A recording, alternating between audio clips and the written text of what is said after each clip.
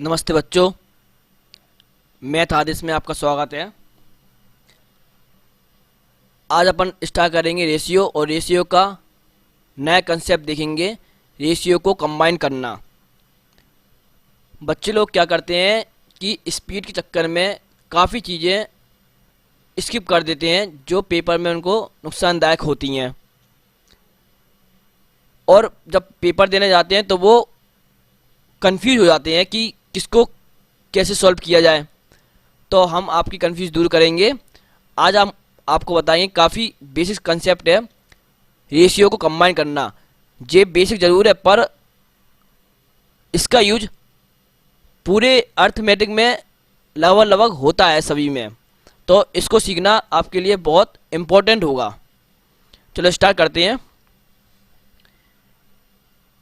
आज का टॉपिक है रेशियो को कंबाइन करना।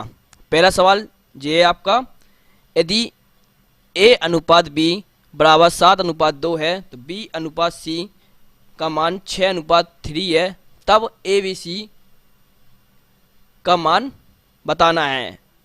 तो हम आपको इसके दो मेथड बताएंगे, तो आप उसको ज़रूर सीखिए। पहला मेथड है आपका,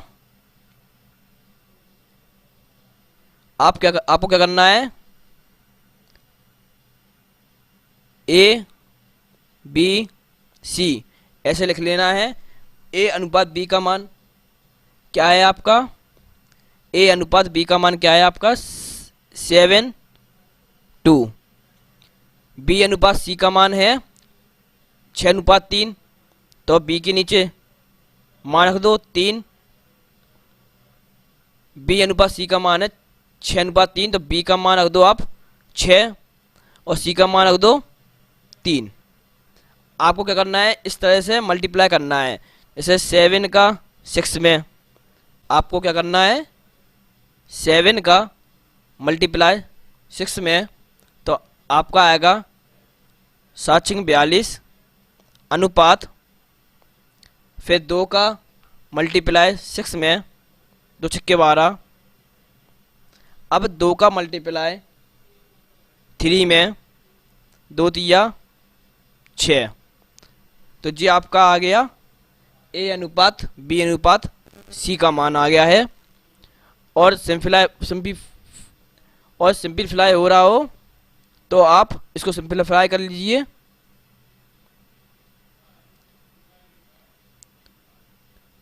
इक्कीस 2 से कट रहा है, 2×12 2×3=6। तो आपका हल होकर 21:6:3।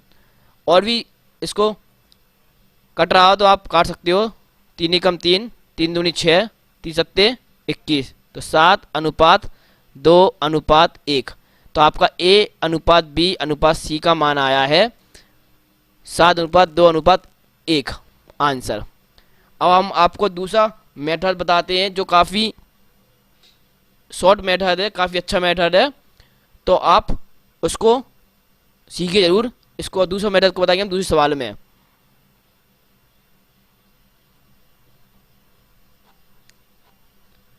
जी आपके सामने दूसरा सवाल, ए अनुपात बी का मान है 7:5, बी अनुपात सी का मान है 4:3, तब ए अनुपात बी अनुपात सी का मान ज्ञात कीजिए। तो आपको कुछ नहीं करना है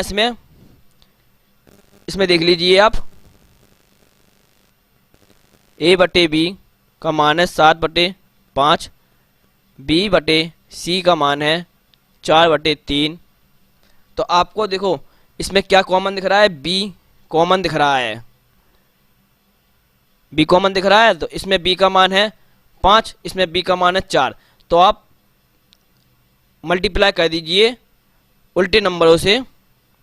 कैसे उल्टे नंबरों से बताते हैं, जैसे यहाँ 5 है, यहाँ 4 है b का मान, तो इसमें कर दिए 4 का मल्टीप्लाई ऊपर नीचे, इसमें 5 का मल्टीप्लाई ऊपर नीचे। तो a का मान हो गया आपका 28 a/b, और b का मान हो गया है 20, b/c का मान हो गया इसमें 20 और इसमें हो गया 15। तो इसमें b का मान कॉमन हो गया, इसमें b का मान 20 हो गया, इसमें b का मान 20 हो गया। तो अब आप आसानी से लिख सकते हो a अनुपात बी अनुपात सी। ए का मान हो गया 28, बी का मान हो गया 20, सी का मान हो गया 15। तो ए अनुपात बी अनुपात सी का मान हो गया 28 अनुपात 20 अनुपात 15। क्या हो गया? 28 अनुपात 20 अनुपात 15। इसका आंसर हो गया ए अनुपात बी अनुपात सी का मान। थर्ड क्वेश्चन,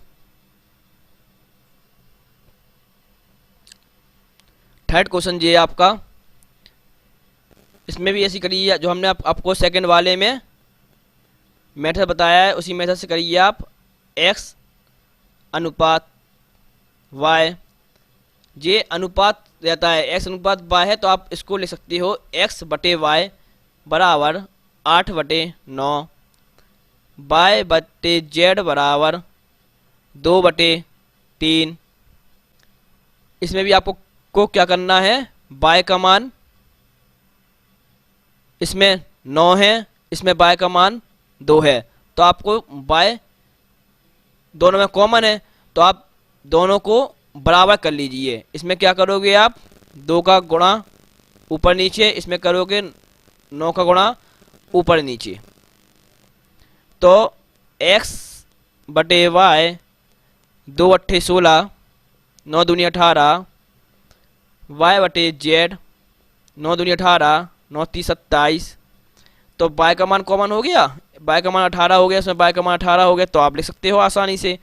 कैसे? x अनुपात y अनुपात z, x का मान हो गया 16, y का मान हो गया 18, z का मान हो गया 27। तो ऐसे आपका आंसर आ गया जी। अब फोर्थ क्वेश्चन देखते हैं।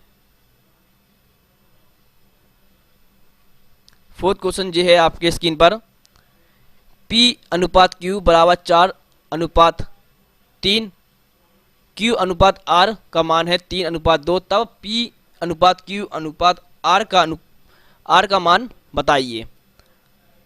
ये इसको फर्स्ट मेथड जैसे करते हैं, कैसे? P Q R, इसमें आपने एक बात गौर करी होगी, क्या इसमें किया होगा आपने गौर, इसलिए हमने ये सवाल आपको बताया है, इसलिए सवाल बनाया है कि आप इसको समझो। आपने एक बात गौर करी होगी इसमें कि इसमें Q का मान 3, इसमें Q का मान 3, इसमें तो दोनों Q के मान बराबर हैं। जब बराबर है तो ये काफ़ी सरल हो गया, इसमें कुछ करना ही नहीं है, तो आपका सीधा आंसर हो गया P अनुपात Q अनुपात R। P का मान है 4, Q का मान है 3, इसमें Q का मान 3 है, इसमें Q का मान 3 है, तो दोनों में Q का मान तो सेम है। जब सेम है तो Q का मान 3 रख दो, और अनुपात R का मान है इसमें 2, तो ये आपका आंसर आ गया। P का मान 4, Q का मान 3, R का मान 2, तो ये आपका आंसर आ गया 4 अनुपात 3 अनुपात 2, ये आपका आंसर आ गया है। जिस सवाल इसलिए हमने आप बनाया था, चौथा नंबर वाला सवाल इसलिए बनाया था कि आपको कभी कभी एग्जाम में काफ़ी सरल क्वेश्चन हो जाते हैं, लेकिन आप बड़े कर देते हो उसको, जिससे टाइम खर्च होता है। इसलिए हमने चौथा नंबर वाला सवाल बनाया था कि आप उसको, आपके दिमाग में एक अप्रोच बने कि क्वेश्चन इतना सरल भी आता है पेपर में कि जल्दी हो जाता है वो सवाल, बच्चे उसमें टाइम वेस्ट करते हैं।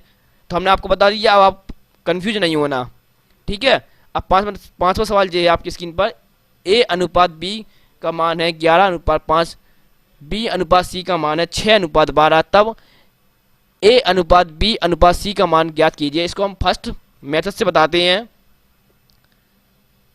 A B C, A का मान है 11, B का मान है 5, और B अनुपात C में B का मान है 6 और C का मान है 12। तो आपको हमने गुणा करना कैसे बताया था, 11 का 6 में 66, 5 का 6 में 30, अनुपात लगाते जाना अब, और 5 का 12 में 60, 12 पंचे 60। तो आपका आंसर आ गया जे। अब क्या आ गया, ए अनुपात बी अनुपात सी का मान आ गया है 66:30:60। जी आपका आ गया आंसर। तो ये दिखने में सवाल काफ़ी सरल हैं, लेकिन ये सवाल बच्चों को काफ़ी ज़्यादा कंफ्यूज हो जाते हैं कि कब निकालें। आप बड़े बड़े सवाल के चक्कर में छोटे सवालों को इग्नोर कर देते हो, इसलिए ये सवाल आपको काफ़ी परेशान करते हैं और बड़े सवालों में इसलिए आप बड़े सवाल भी सॉल्व नहीं कर पाते हो। तो पहले आप छोटे सवालों को सीखिए, छोटे सवाल सीखोगे तभी आपको बड़े सवाल आपके क्लियर होंगे। तो हमने आपको ये सवाल बता दिए, आप इनको प्रैक्टिस कीजिए और सवालों को अच्छी तरह से समझिए और वीडियो को लाइक कीजिए, शेयर कीजिए, सब्सक्राइब कीजिए। नमस्ते भाई।